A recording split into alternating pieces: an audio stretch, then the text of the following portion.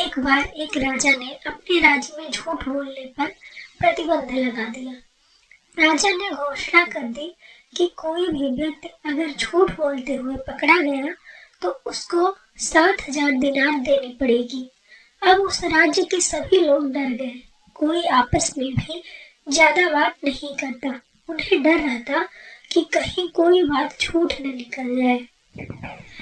अब राजा और मंत्री वेश बदलकर राज्य में घूमने लगे। एक दिन रात में एक व्यक्ति के घर राजा और मंत्री वेश बदलकर पहुंचे। उन्होंने उस व्यक्ति से रास्ता भटक जाने का ढोंग किया। तब उस व्यक्ति ने अपने घर एक आश्रय दिया और कहा, सुबह होते ही अपने मार्ग पर जाइएगा। राजा और मंत्री उस व्यक्ति के घर रुक गए। उस व्यक्ति ने उन राजा और मंत्री को भोजन कराया और सोने का प्रबंध करके जाने लगा।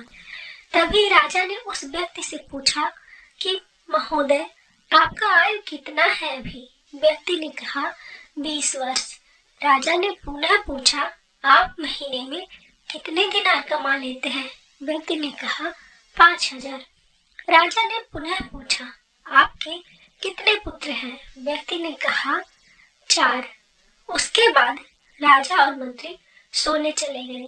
सुबह हुआ उसके पहले ही राजा और मंत्री वहां से निकल गए और उस व्यक्ति का पता कराने लगे कि व्यक्ति ने जो भी अपने बारे में बताया था सच है या झूठ।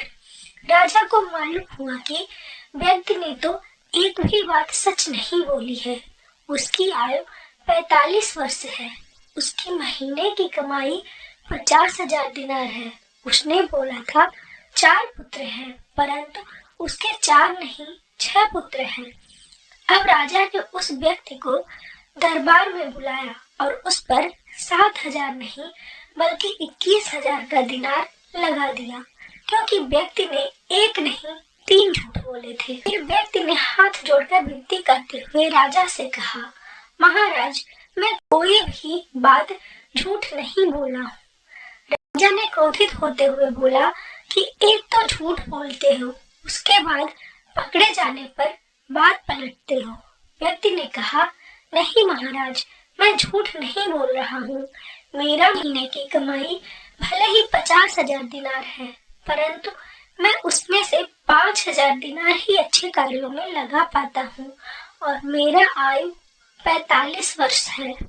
परंतु मैं 25 वर्ष तक बहुत ही निकम्मा और दुष्ट प्रवृत्ति का व्यक्ति था। 20 वर्ष से मैं भक्ति भाव में लगा हूँ, इसलिए मैं अपने जीवन का 20 वर्ष ही अपनी आयु मानता हूँ।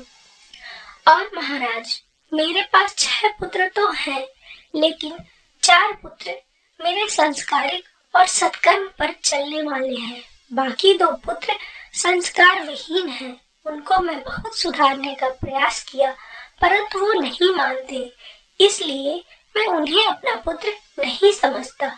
जिस कारण मैं आपको अपने 4 पुत्र के ही बारे में बताया।